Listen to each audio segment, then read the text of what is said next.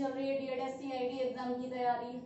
जैसे कि दोस्तों आजकल हमारा जो टॉपिक हो रहा है पेपर 11 से, पेपर 11 में कुछ महत्वपूर्ण जो टॉपिक हैं जो अभी हमारे रह रहे हैं और हमें उनको करना है, ठीक है, पेपर 11 से। तो आज का भी जो टॉपिक रहेगा हमारा पेपर 11 से रहेगा, ठीक है। पेपर 11 में हम करने वाले हैं आज पॉजिटिव एटीट्यूड, यानी कि सकारात्मक दृष्टिकोण।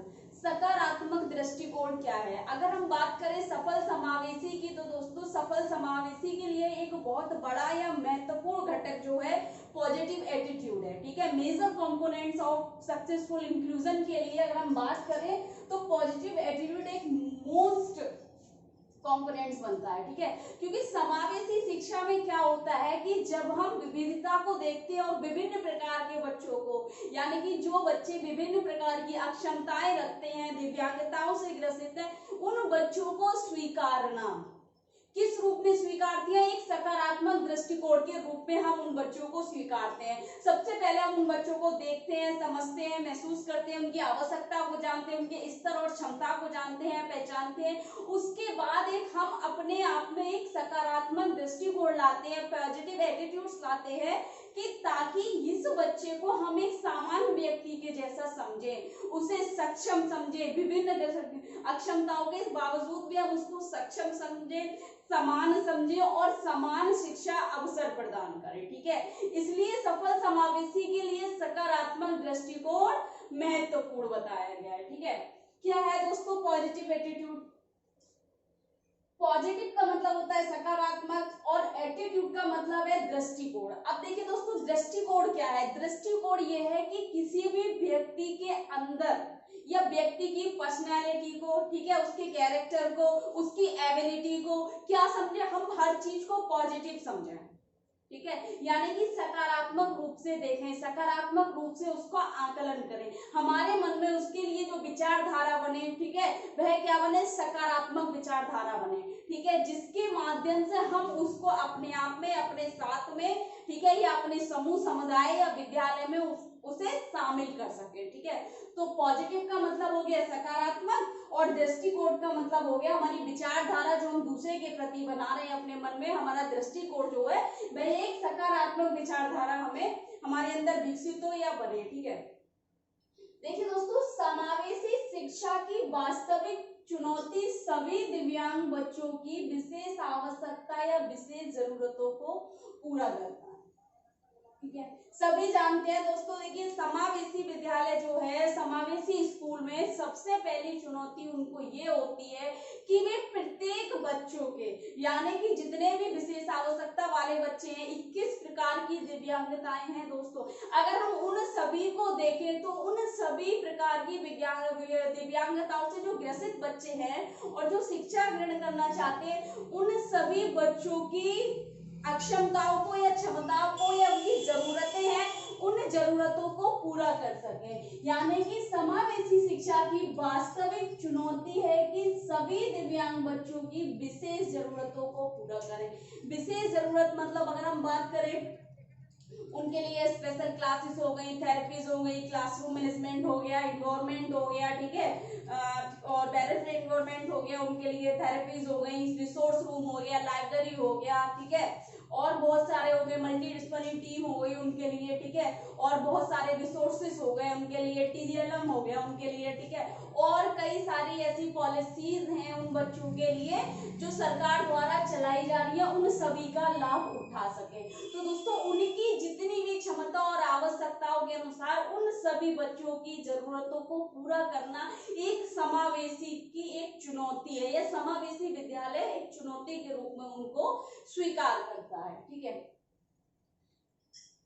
जिसके लिए आवश्यक है, यानी कि इसके लिए क्या क्या आवश्यक है? अगर एक बात करें एक सकारात्मक दृष्टिकोण, यानी कि अगर हम उन बच्चों को स्वीकार रहे हैं और दूसरा उनकी जरूरतों को पूरा करने के लिए एक चुनौती के रूप में हम ग्रहण कर रहे हैं, स्वीकार रहे हैं, तो उसके लिए सबसे ज्यादा जरूरी है कि हमारा पॉजिटिव एटीट्यूड, यानी कि एक सकारात्मक दृष्टिकोण, सकारात्मक विचारधारा उनके प्रति, ठीक है, ताकि प्रत्येक छात्र को समान और सक्षम समझा जाए। यानी कि उसमें क्या है, जो विशेष आवश्यकता वाले बच्चे हैं उन बच्चों को समान बच्चों की तरह सामान्य और सक्षम समझा जाए कि बेबी जो सामान्य बच्चे कर सकती हैं वे हमारे विशेष आवश्यकता वाले बच्चे भी कर सकते हैं। तो उस रूप में अगर हम अपना प्रणालीगत जो हमारा प्रबंधन रहेगा, सेवाएं रहेंगी, उन सभी को कर सकते हैं। उस तरीके से मैनेजमेंट हम करेंगे कि ताकि उनको समान समझा जाए औरों के जैसे। ठीक है, फिर कह रहे हैं समावेशी एक नरम प्रक्रिया नहीं है, यानी कि नरम का मतलब हो गया कोई सरल प्रक्रिया नहीं है समावेशी, क्योंकि एक सामान्य व्यक्तियों के साथ विशेष आवश्यकता वाले व्यक्ति अगर शामिल होते हैं तो वह चीज समावेशी हो जाती है, सामान्य नहीं रहती। ठीक है, तो कह रहे हैं नरम प्रक्रिया नहीं है, कोई इजी नहीं है, कोई बहुत ज्यादा सरल नहीं है। ठीक है, कि इसको अगर देखा जाए कि बहुत ज्यादा इजी है, अपने आप में इजी नहीं है ये। ठीक है, उसके बाद कह रहे हैं इसमें मुख्य रूप से मनोविकृत, यानी कि अगर हम बात करें मनोविकृत और सामाजिक सभी प्रकार की बाधाओं को, यानी कि सामाजिक रूप से सभी प्रकार की बाधाओं को दूर करने के लिए बहुत संघर्ष और प्रतिबद्धता की आवश्यकता होती है। यानी कि सामाजिक रूप से जितनी भी बाधाएं हैं उनके लिए, उन बाधाओं को दूर करने के लिए बता रहे हैं कि सामाजिक सभी प्रकार की, सामाजिक रूप से अगर हम बात करें समाज उनको स्वीकारेगा नहीं स्वीकारेगा, हमारे कक्षा के बच्चे उनको, सामान्य बच्चे उनको स्वीकार पाएंगे या नहीं स्वीकार पाएंगे। ठीक है, अगर और हम बात करें तो हमारे टीचर्स हो गए, ठीक है, हमारे साथ के सहयोगी हो गए, सहयोगी कार्यकर्ता हो गए, वे सभी स्वीकारेंगे या नहीं स्वीकारेंगे। तो सामाजिक रूप से बहुत सारी बाधाओं का उनको सामना करना पड़ता है। एक सोशल बैरियर्स हमने पढ़ी रखा है, तो उसमें जितनी भी सारी चीजें आ जाती हैं, सामाजिक प्रकार की बाधाओं को दूर करने के लिए बहुत ज्यादा संघर्ष करना पड़ता है, बहुत ज्यादा स्ट्रगल करना पड़ता है उनको एक समान अवसर प्रदान करने के लिए। ठीक है, समावेशी शिक्षा केवल एक ऐसी व्यवस्था में फल फूल सकती है जो समावेशी विचारधारा को जन्म दे। यानी कि समावेशी शिक्षा उसी इन्वायरमेंट में, उसी कह रहे हैं केवल एक ऐसी व्यवस्था में, यानी कि एक ऐसे मैनेजमेंट में फल फूल का मतलब है डेवलप हो सकती है या अच्छी तरीके से प्रोसेस कर सकती है, वो प्रगति कर सकती है। ठीक है, जहां पर क्या हो, विचारधारा, समावेशी विचारधारा हो। सब विचारधारा का मतलब क्या है, उनका पॉजिटिव दृष्टिकोण हो। समावेशी का मतलब है उनकी विचारधारा क्या हो, शामिल होती हो, उन बच्चों को सहयोग रूप से स्वीकारती हो, उनका जो सकारात्मक विचारधारा के रूप में उन्हें स्वीकारे। यानी कि समावेशी शिक्षा केवल उसी व्यवस्था में फल फूल सकती है, विकसित हो सकती है, जहां सभी व्यक्तियों की प्रबंधन में, जितने भी व्यक्ति हैं उस व्यवस्था के प्रबंधन में, उन सभी व्यक्तियों की क्या हो, विचार समावेशी विचारधारा हो। ठीक है, फिर कह रहे हैं इसके लिए लोगों को समावेशी शिक्षा के प्रति अपने नकारात्मक दृष्टिकोण को बदलना चाहिए। यानी कि समावेशी के प्रति जो लोग हैं उन सभी लोगों को समावेशी शिक्षा के प्रति अपने नकारात्मक दृष्टिकोण को, यानी कि नेगेटिव एटीट्यूड जो है, नकारात्मक, जो नकारते हैं, किसी चीज को स्वीकार नहीं करते हैं, गलत धारणाएं जो हमारे अंदर लाते हैं, गलत विचारधाराएं जो हमारे अंदर लाते हैं, उनको बदल देना चाहिए, ताकि वास्तव में विविध शैक्षिक आवश्यकताओं वाले बच्चों को शामिल करते समय व्यवहारिक समस्याओं का सामना करना पड़ सकता है। क्योंकि हो सकता है, इसलिए बदलना चाहिए कि विविध शैक्षिक आवश्यकताओं वाले, यानी कि विभिन्न प्रकार की जो हमारी एजुकेशनल नीड्स हो गई, ठीक है, उन बच्चों को शामिल करने वाले व्यवहारिक समस्याओं का सामना करना पड़ सकता है। लेकिन अक्सर व्यवहारिक कठिनाइयों का व्यवहार परिवर्तन से अधिक लेना देना होता है। अगर हमारे व्यवहार में परिवर्तन होगा तो समावेशी व्यवस्था या प्रबंधन में भी परिवर्तन होगा। एक क्या होगा, हमारी विचारधारा होगी, सकारात्मक विचारधारा विकसित होगी वहां पर। ठीक है ना, विविध शैक्षिक आवश्यकताओं वाले बच्चों के लिए सकारात्मक सोच विकसित होनी चाहिए। अगर इसके तो कह रहे हैं कि लेकिन अक्सर व्यवहारिक कठिनाइयों का व्यवहार परिवर्तन से अधिक लेना देना होता है, क्योंकि व्यवहारिक कठिनाइयां जो है हम व्यवहार से ही उनको सुधार सकते हैं। किसी व्यक्ति का व्यवहार नकारात्मक रूप से, नकारात्मक उसका दृष्टिकोण है किसी भी व्यक्ति के प्रति, या हम कह सकते हैं विशेष आवश्यकता वाले बच्चे के प्रति, तो उसके अंदर डेवलप होगा, या सकारात्मक विचारधारा आएगी, सकारात्मक दृष्टिकोण होगा, तो व्यवहारिक समस्या को हम व्यवहार से ही उसका समाधान कर सकते हैं, क्योंकि व्यवहारिक समस्या का व्यवहारिक परिवर्तन से ही उसका लेना देना होता है। अगर हम बात करें कहाँ कहाँ पर हमें पॉजिटिव एटीट्यूड की जरूरत है एक सफल समावेशी के लिए, तो देखिए दोस्तों इसके निम्नलिखित बिंदु दिए हुए हैं। सबसे पहले कह रहे हैं बच्चों में सकारात्मक दृष्टिकोण का विकास करना, यानी कि जो हमारे सामान्य बच्चे हो गए या हम बात करें हमारे विशेष आवश्यकता वाले बच्चे हो गए, उनके अंदर एक चीज तो ये डालने है कि ये हमारे साथ हैं, सहयोगी हैं, हमारे स्तर के हैं, हमारे जैसे समान हैं, ठीक है। सामान्य जो नॉर्मल स्टूडेंट्स होंगे किसी भी समावेशी विद्यालय में, तो उनको ये समझाना है कि उन बच्चों को वे अक्षमता वाला व्यक्ति ना समझे, ठीक है। उनकी अक्षमता की हंसी ना उड़ाए, उनके स्तर की हंसी ना उड़ाए, किसी भी प्रकार से उनको घृणात्मक व्यवहार ना करें उनके साथ, ठीक है। बहुत ज्यादा दया भी ना दिखाएं, अपने जैसे समान समझे, अपने प्रत्येक कार्य में उनका सहयोग दें, उनको सहभागी बनाएं, ठीक है। तो उनका, और अगर हम यहाँ विशेष आवश्यकता वाले बच्चों का बात करें तो उनको भी अपने आप को वो ऐसा महसूस ना करें कि ये मुझसे अच्छे और मैं ये नहीं कर सकता।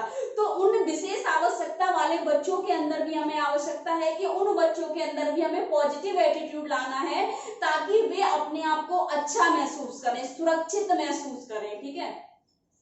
नेक्स्ट कह रहे हैं दोस्तों बच्चों से बच्चों का दृष्टिकोण, यानी कि सेम चीज, यानी कि सामान्य बच्चों के साथ विशेष आवश्यकता वाले बच्चों का जो होगा कैसा एक सकारात्मक दृष्टिकोण पैदा करना है या विकसित करना है, सकारात्मक विचारधारा को स्तर करना है या बनाना है। वहां पर अगर हम बात करें कि अगर जो कोई बहुत सारे अगर विद्यालय के एग्जांपल ले लेते हैं, स्पोर्ट्स चल रहे हैं जहां पर विशेष आवश्यकता सामान्य बच्चे तो जा रहे हैं स्पोर्ट में पार्टिसिपेट कर रहे हैं, ठीक है, लेकिन अगर हम विशेष आवश्यकता वाले बच्चे की बात करें तो वे नहीं कर पा रहे हैं, तो दोस्तों वहां पर क्या होगा कि उनको बुरा लगेगा कि हम इस कार्य को नहीं कर पा रहे हैं, हम वहां नहीं जा पा रहे हैं क्योंकि हम विशेष आवश्यकता वाले बच्चे हैं। और जो सामान्य बच्चे हैं उनको लग रहा है ये हम कर सकते हैं। यहाँ पर हम कर सकते हैं कि उन बच्चों को भी अवसर दें, लेकिन उनके स्तर का अगर कोई हम गेम प्लान करते हैं तो कोई भी एक्टिविटी उन बच्चों के स्तर के लिए करते हैं, तो यहाँ पर क्या समान अवसर मिल जाएगा और दोनों के बीच की जो विचारधारा है उनको ये नहीं लगेगा कि मैं ये नहीं कर सकता और ये बच्चे ये कार्य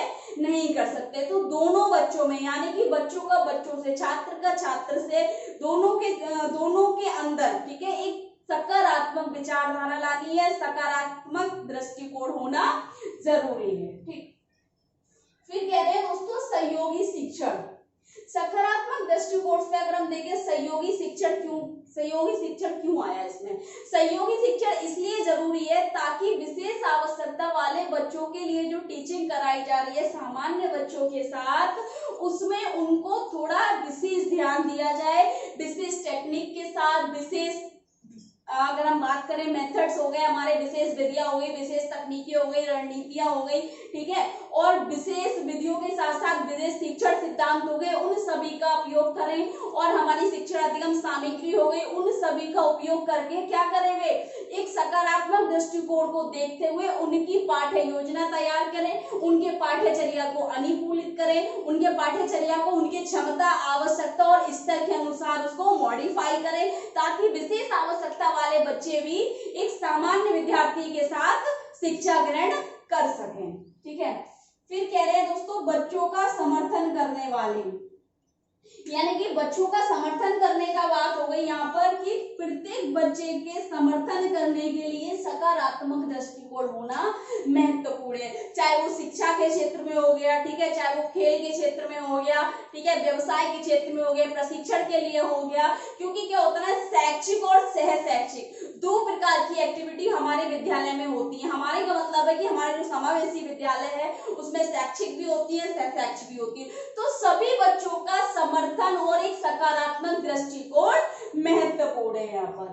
फिर कह रहे हैं दोस्तों माता पिता के बीच सकारात्मक दृष्टिकोण, माता पिता के बीच, और यहाँ पर हो सकता है माता पिता के बीच और यहाँ हो जाएगा आपका शिक्षक,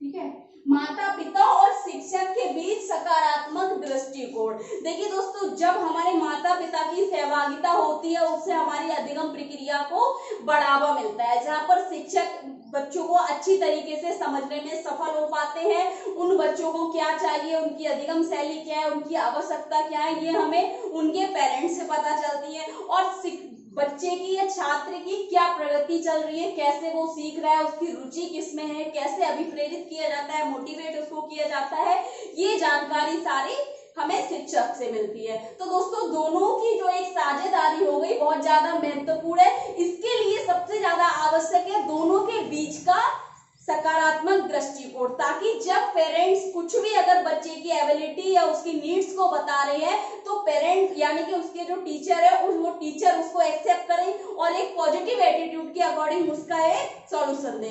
सेम इसी तरह अगर शिक्षक कोई चीज बता रहा है बच्चे के बारे में, ठीक है, उसके परफॉर्मेंस के बारे में आपको फीडबैक दे रहा है, तो माता पिता को उसको सकारात्मक रूप से उन्हें स्वीकारना है। अगर शिक्षक कोई अच्छी बात बता रहा है तो भी उनको सकारात्मक रूप से उसको स्वीकारना है, और अगर नहीं कर पा रहा है तो उनका जो फीडबैक है कि आपका बच्चा नहीं कर सकता इसके लिए, ठीक है, या नहीं कर पा रहा है, तो उन्हें शिक्षक पर हावी नहीं होना है। तो उनको ये चीज स्वीकारना है कि मेरा बच्चा एक विशेष आवश्यकता वाला बच्चा है, तो उनके पॉजिटिव और नेगेटिव दोनों परफॉर्मेंस को पेरेंट्स को एक सकारात्मक रूप से उसको एक्सेप्ट करना होगा, ठीक है। फिर कह रहे हैं दोस्तों, समुदाय के बीच सकारात्मक दृष्टिकोण का विकास। समुदाय के बीच हम सकारात्मक दृष्टिकोण का विकास कैसे करेंगे, क्यों आवश्यक है? सफल समावेशी शिक्षा के लिए समुदाय की सहभागी महत्वपूर्ण होती है। अब इसमें दृष्टिकोण कैसे हम विकसित कर सकते हैं? उन सभी समुदाय को शामिल करेंगे हम विद्यालय के प्रत्येक कार्यक्रम में या क्रियाकलाप में। अब समुदाय का मतलब यहाँ पर हो गया हमारा विद्यालय, ठीक है, और पास पड़ोस, ठीक है, और हो गया छात्र का परिवार, जिसके अंदर उसके अभिभावक आ जाते हैं, पेरेंट्स आ जाते हैं, ठीक है। तो इनको अगर हम देखें, जहां से अगर पेरेंट्स आ गए, केवल अगर हम पेरेंट्स की सहभागिता को वहां पर करते हैं इंक्लूड या शामिल करते हैं हम किसी भी क्रियाकलाप में या कार्यक्रम में, तो जब पेरेंट्स वहां आएंगे, पेरेंट्स कहां से आए? परिवार से आए। परिवार कहाँ है? पास पड़ोस में है। पास पड़ोस कहाँ है? एक विद्यालय के पास में, और इन सभी को मिलाकर बनता है हमारा समुदाय, ठीक है। अगर हम माता पिता के दृष्टिकोण को पॉजिटिव करेंगे, यानी कि उनके अंदर एक सकारात्मक विचारधारा विकसित करेंगे, ये सकारात्मक दृष्टिकोण विकसित करेंगे, तो एक समुदाय का भी क्या हो जाएगा? दृष्टि जो उनका जो विचारधारा है, सकारात्मक विचारधारा विकसित होगी उनमें, ठीक है ना। सकारात्मक दृष्टिकोण विकसित होगा और अपने बच्चों को या उनके बच्चों के साथ जो अन्य बच्चे हैं उन सभी को वे कैसे देख पाएंगे? सकारात्मक रूप से स्वीकार कर पाएंगे और उनकी अक्षमताओं को वे स्वीकारेंगे, ठीक है दोस्तों। तो समुदाय के बीच सकारात्मक दृष्टिकोण अब आता है विकसित कैसे करेंगे? प्रत्येक कार्य में, प्रत्येक क्रियाकलाप में, प्रत्येक विद्यालय कार्यक्रम में, सामाजिक रूप से जितने भी सेमिनार्स होते हैं, पेरेंट टीचर एसोसिएशन चल रहा है, पीटीएम चल रहा है, सभी में हम क्या करेंगे? परिवार की सहयोगी को शामिल करेंगे, समुदाय के आसपास के व्यक्तियों को हम शामिल करेंगे, ताकि उनको पता चले कि विशेष आवश्यकता वाले बच्चे भी एक समावेशी शिक्षा के अंतर्गत आते हैं और वे अच्छे से शिक्षा ग्रहण कर सकते हैं, और उनको किस रूप में उन्हें स्वीकारना है, ठीक है, वे प्रत्येक रूप से सक्षम है, ठीक है दोस्तों। तो ये एक पॉजिटिव एटीट्यूड था कि हमारा अगर ये आ जाता है आपको एग्जाम में, तो ये कम से कम 5 नंबर में इसके चांसेस है। इसमें एक और है